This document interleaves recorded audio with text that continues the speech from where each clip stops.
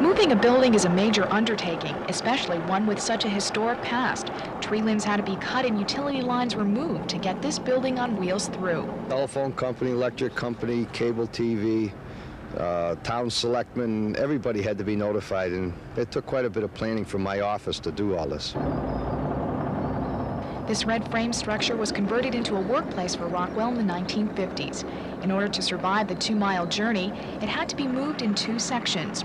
The procession inched along to its new home on Route 183 in Glendale. And the community that provided models for Rockwell's famous Saturday Evening Post covers turned out today to get a peek as the studio passed by. Well, I think it's wonderful that they're keeping the studio, and I think Norman Rockwell himself would have been very pleased. I had the great privilege of knowing him. He was a very modest man. I think he'd be surprised that they would bother. He used to ride by here every day with his wife, and their bicycles about 10 minutes to 12. You could set your clock by them.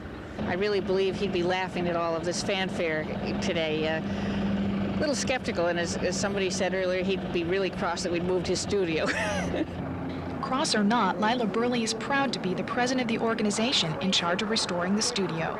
We have a treasure here that we've curatorially organized very carefully and so on, so that we're going to be able to restore this and let people see how Norman Rockwell worked.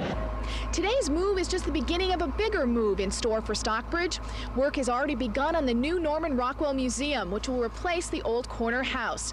It will be bigger and will be able to display more of the artist's work. The studio will finally settle here at Linwood Estates, overlooking the Housatonic River.